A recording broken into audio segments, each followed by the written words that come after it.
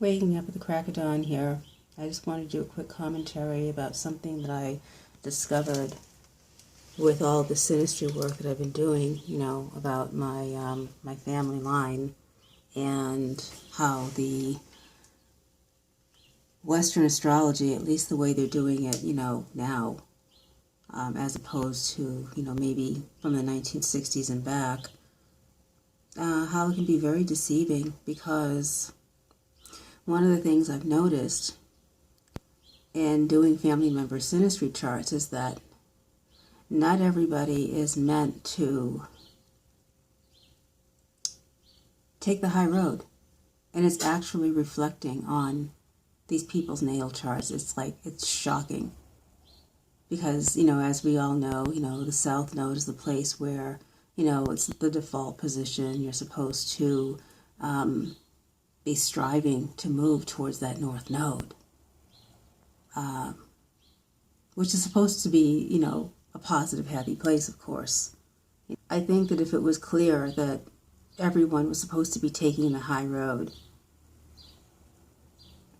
that the world would be a far better place than it is. I think that most people are not evolved. Most people are not taking the high road. Most people are set in their ways. Most people are not doing, the high road thing. Racists stay racist. Abusers continue to abuse. They set the example for their children, and their children carry on the cycle, and it goes on and on and on. It just is not what Western astrology is saying. Oh, well, this is all about, being all that you can be. That big New Age message. It just, it's not true. And an example of a particular family member, her North Node being the place where she's supposed to go and continue the cycle, is clear.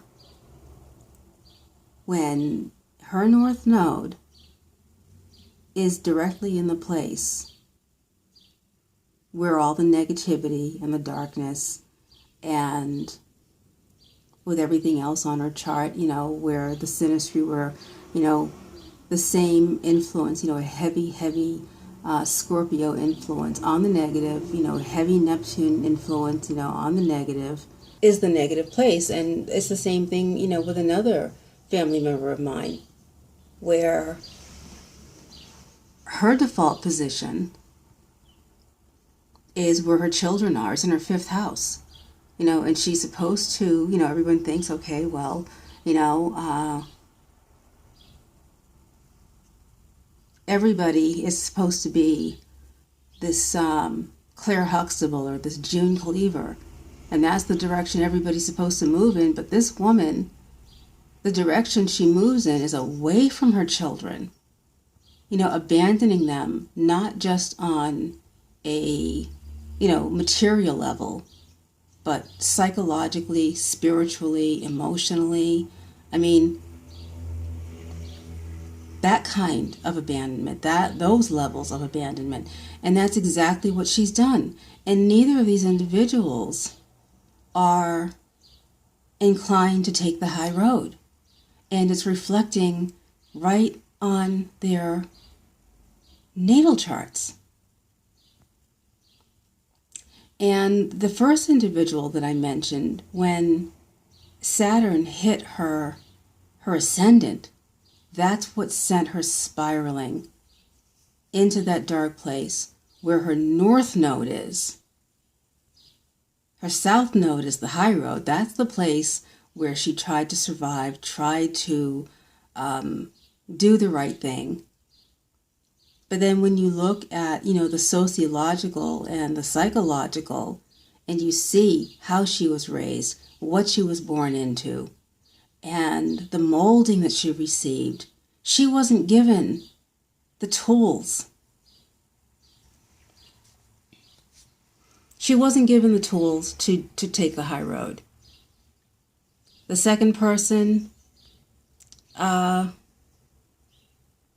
She was given the tools, but she was just so broken that they just ended up living out their North Node on the negative. It's just really shocking. I just want to do a really quick, I don't know, commentary because I'm shocked. It's like, you know what? I look at Vedic astrology and they do the overkill thing with the fate, where, again, the Westerners are not being very honest with us.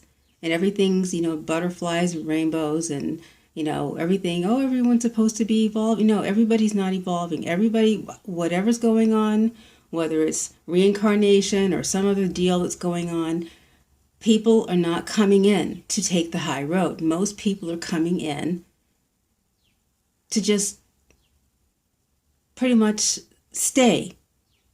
Keep the status quo thing going. And it turns out that my North Node is completely opposite. And they all have this similarity. They all have the similarity. And my North Node, my nodes are different. It's like it's flipped. With both of my kids, it's flipped. I was the one who had to come in and break the cycle. And I did that with my kids, and I'm working through my own issues as well. Really, really deep stuff. But it's flipped. I don't know why I was supposed to be the one to break the cycle, but that's what ended up happening, regardless of whether it's reincarnation or, I don't know, we all come from a different place. I have no idea. But that's my commentary, and I'll see you again. I'm freezing on this porch here, and I need to go get my green juice, and I'll see you next time. Bye-bye.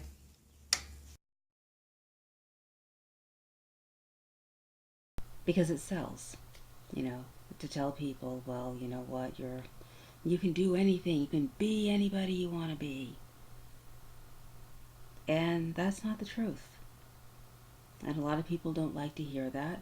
It's profitable. It kind of reminds me of a lot of these preachers that tell people the same thing. They just are not using astrology to do it. They're using the Bible to do it and telling them that, they can, be rich and have what they have. And that's the hook that they use to reel them into the churches and to get that tithe money.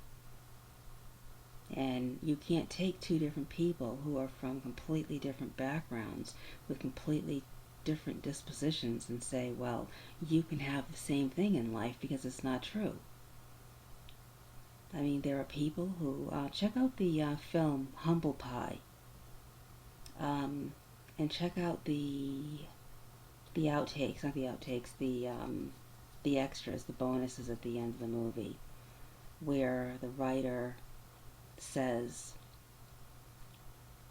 that he, the place where he had his first job, it was in a grocery store, and he said that he realized after talking to, people during lunch break and asking them, hey, what are your goals? What are your dreams? What do you want to do? And these people are like, what are you talking about?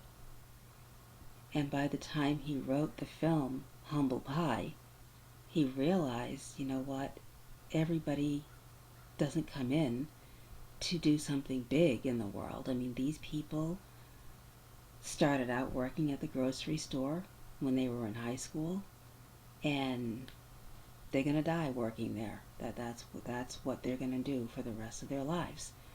He realized that. I don't remember the writer's name.